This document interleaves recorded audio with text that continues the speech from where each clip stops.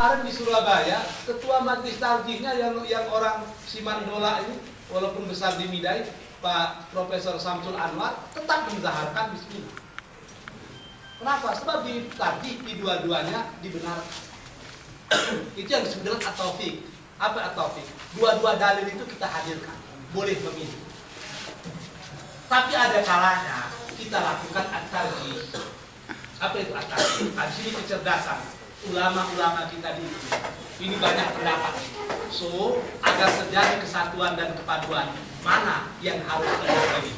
Memilihkannya bukan berdasarkan hawa nafsu, tapi berdasarkan ijtihad jama'i kita, mana yang lebih dekat dengan Al-Quran dan Sunnah. Dan yang terakhir, biasanya kita at-tasawuf, berlapang dada. Saya kadang-kadang pernah juga orang mencemeh Ustaz Zulfikar di belakang. Ketika beliau mengimami sholat istisqa depan kantor gubernur, ada orang yang bilang, kenapa tidak pakai takbir? Saya bilang, masalah sholat istisqa ini, ada yang bilang pakai takbir, ada yang bilang tidak. Bahkan ulama bilang nggak perlu sholat, cukup doa bersama saja. Jadi kalau dia nggak baca, bukan berarti dari sunnah. Sebab pernah ada praktek seperti itu. Bahkan di zaman sahabat, di hadis lain menceritakan, tidak sholat kan. Rame-rame ngumpul langsung berdoa, selesai. Jadi hal-hal yang begini jangan diperolemikan, sebab ada dalilnya. Ada yang menyatakan seperti sholat idul adha, ada yang menyatakan harus berbeda, ada macam-macam itu kan. Tapi ya seperti yang dikatakan Ustaz Zulfikar tadi, kadang-kadang pembacaan kita yang berbeda. Hamka juga demikian, sangat jauh berbeda ketika membaca 10 buku fikih dengan membaca 100 buku fikih. Jadi pemahaman kadang-kadang berbeda, tergantung pada kualitas bacaan kita. Bapak-bapak dan ibu-ibu yang berbahagia, ini yang harus kita perhatikan. Maka kuliah-kuliah akidah, kuliah-kuliah ideologi yang sering diajarkan orang tua kita seperti Pak Mufni, itu memang wajib sekarang diikuti.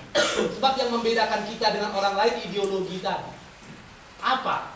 Nilai-nilai, prinsip-prinsip dasar yang dimiliki IKMI tapi tidak dimiliki orang lain. Kalau orang lain menyatakan yang penting Ustadz itu terima amplop, IKMI bilang tidak. Bagi kami amplop ambillah, cukup isinya saja. Misalnya. Jadi bagi saya itu apa itu enggak. Arti maksudnya ada konsep ideologi yang jelas. Saya ingin menjelaskan yang terakhir. IKMI tidak boleh putus dari sejarah. Kita punya jalan tol sejarah yang tidak boleh dikaburkan. IKMI, PII, HMI, Bulan Bintang, Dewan Dakwah dan lain sebagainya, itu tertitis dari rahim tokoh-tokoh Masyumi tadi. Bagaimana cara manhajnya Pak Nasir? Manhaj orang-orang tua. Konsep seperti ini orang banyak ide saya. Apakah masih realistis kita hidupkan etika? Ini pengajian di IKMI Provinsi Riau dalam rangka pembagian buku khutbah yang ceramahnya sekitar perbedaan firqah terjadi di antara kaum muslimin. Muhammad Rakib Cengari Desa melaporkan dari IKMI sesuai dengan kegiatan di IKMI setiap sekali 3 bulan pembagian buku. Sekarang ini mengikuti ceramah bidang keagamaan yang secara bergantian disampaikan oleh di diskusi dengan orang-orang tua kita sesepuh ini tetap kita laksanakan agar generasi muda sekarang mubalik IKMI sekarang jangan generasi yang terputus dari masa